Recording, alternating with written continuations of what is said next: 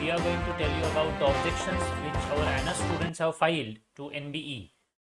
GPAT 2024 में कुछ questions objectionable थे जिसमें आंसर की चैलेंज करना चाहिए था, तो हमने 9 क्वेश्चंस को चैलेंज किया है.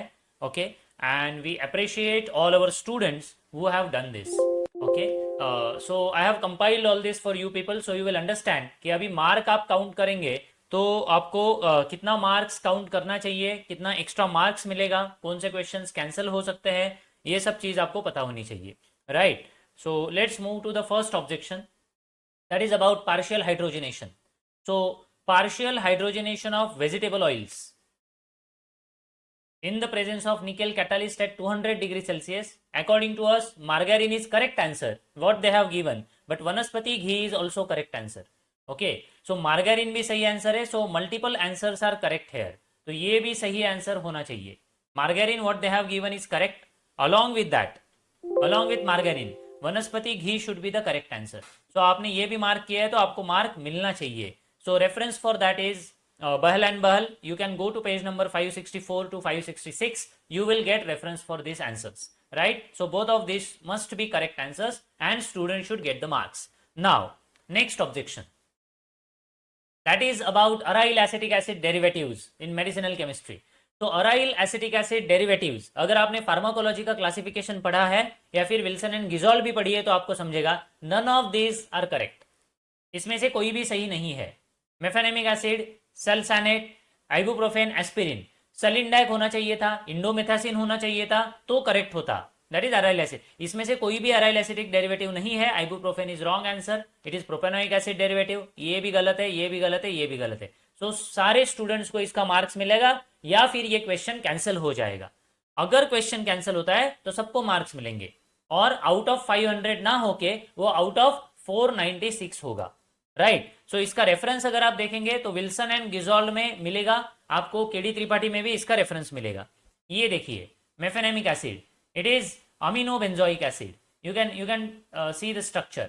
Right, सल्सालेट, it is derivative of benzoic acid. Aspirin is derivative of benzoic acid. Right, and ibuprofen is propanoic acid, you know that. And these are the page numbers of Wilson and Gisol where you will get these IUPAC names and their structures. Right, so these questions should get cancelled and all of students should get the marks.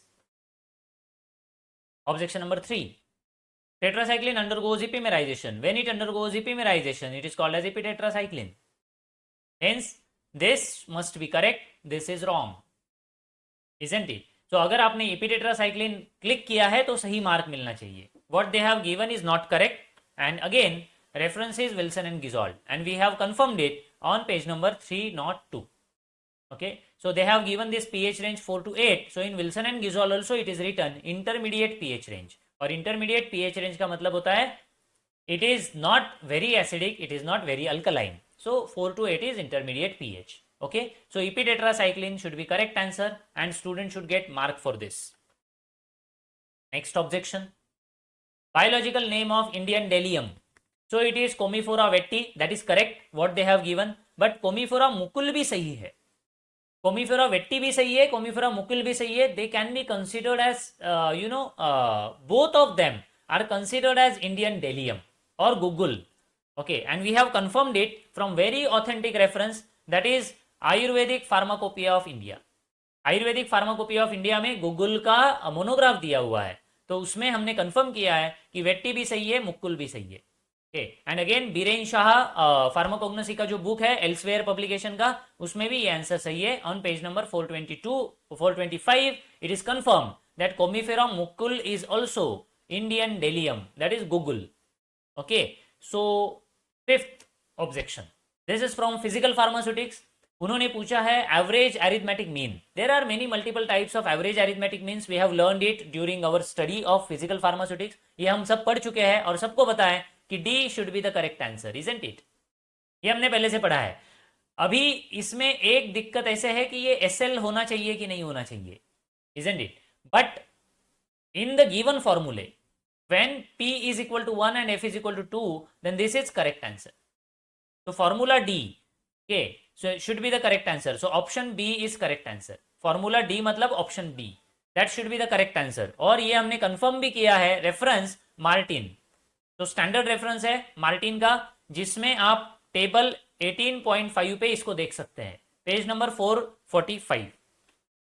Sixth objection, lambda max Woodward Fisher rule से आता है। अभी मैं आपको बताता हूं कि देखो पढ़ाई ऐसे होना चाहिए, आप शॉर्ट नोट्स पढ़ेंगे तो आपको ये समझ में भी नहीं आएगा, लेकिन उन्होंने 273 कैसे दिया है ये पहले मैं आपको बताता हूं, तो आपको भी वो सुनने में थोड़ा अच्छा लगेगा। अगर आप पाविया की बुक देखेंगे स्पेक्ट्रोस्कोपी की, तो उसमें लिखा है कि this structure, same structure, this structure it gives experimental lambda max of 273। तो शायद एग्जामिनर ने वो पढ़ा है कि एक्सपेरिमेंटल लैम्बडा मैक्स 273 है। मैं स्क्रीन दिखाता हूं आपको, स्क्रीन पे देखिए, एक्सपेरिमेंटल वैल्यू 273 है, but they have not asked experimental, they have asked calculated. तो कैलकुलेट कैसे करें? Of course you all of you know Woodward Fisher rule. हम पढ़ते हैं इसको बार बार, है ना, रिवीजन में भी काफी बार पढ़ा है इसको, क्रैश कोर्स में भी पढ़ा है, वुडवर्ड फिशर रूल। ये जो वुडवर्ड फिशर रूल है के इसके हिसाब से ये है होमो एन्युलर डाइन, बराबर है। तो बेस वैल्यू क्या होना चाहिए होमो एन्युलर डाइन का? इसका बेस वैल्यू होना चाहिए 253, ये तो हमें पता है। अभी देखिए एक्सोसाइक्लिक डबल बॉन्ड्स, या उससे पहले देखिए रिंग रेसिड्यू, ये 4 रिंग रेसिड्यू हो गए, सो 4 रिंग रेसिड्यूज के 5 होता है एक के लिए, तो इसका हो गया 20, राइट। अभी एक्सोसाइक्लिक डबल बॉन्ड पकड़ना चाहिए, तो ये देखिए ये एटम यहाँ पे है और ये आउट ऑफ रिंग है, तो ये इसको रिंग कंसिडर करेंगे, तो ये हो गया एक्सोसाइक्लिक डबल बॉन्ड, यहाँ पे ये हो गया exocyclic double bond, isn't it? So there are 2 exocyclic double bonds,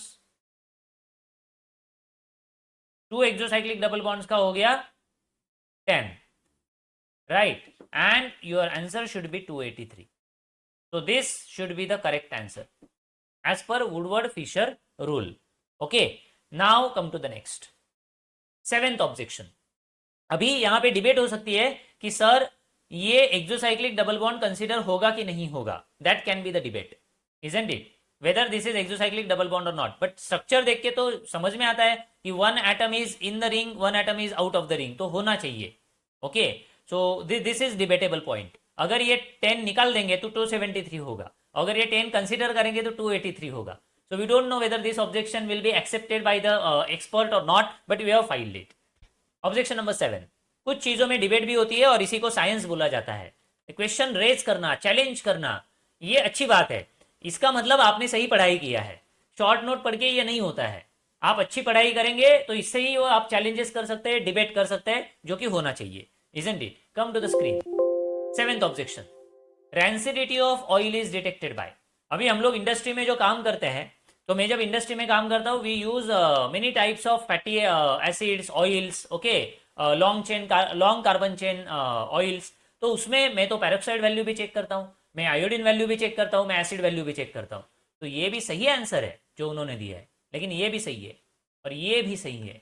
all these 3 indicate rancidity, ये तीनों वैल्यूज आपकी रैंसिडिटी चेक इंडिकेट करते हैं। तो ये पिक्चर में जो यहाँ पे बोल रहा हूँ ना, कि ये रेफरेंसेस के पिक्चर है, जो मैं आपको यूट्यूब वीडियो में नहीं दिखा सकता, because it becomes copyright infringement, okay.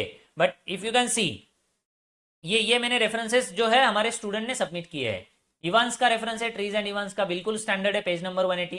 Viren Shah का रेफरेंस है, पेज नंबर 343, और कोकाटे का रेफरेंस है, पेज नंबर 11.6। तो ये सही आंसर है, ये भी सही आंसर है, ये भी सही आंसर है, तो सी छोड़ के सारे सही आंसर है। अभी डोंट नो, आपने अगर ये इसमें से क्लिक किया है तो मार्क मिलेगा कि क्वेश्चन ही कैंसिल हो जाएगा, because multiple options are correct, okay.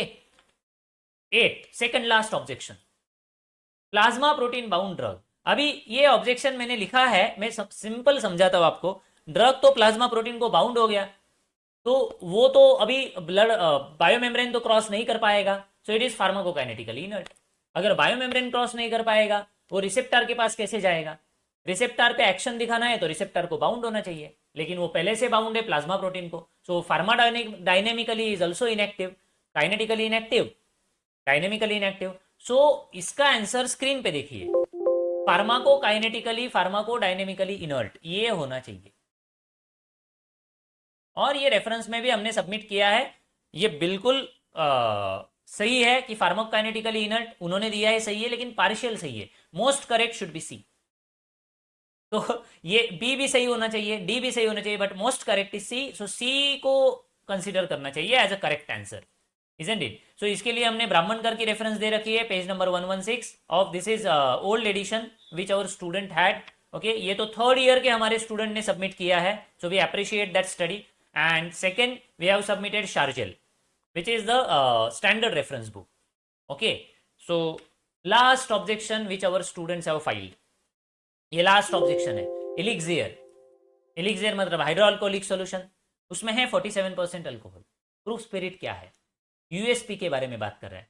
USP बोलता है 50% अल्कोहल है तो वो 100 प्रूफ स्पिरिट है, ठीक है। अभी 50% से कम अल्कोहल है तो उसको बोला जाता है अंडर प्रूफ, यूपी। और अंडर प्रूफ होना चाहिए निगेटिव में, इसमें तो एक भी वैल्यू निगेटिव नहीं है। तो एक्चुअली आंसर क्या होना चाहिए? Proof spirit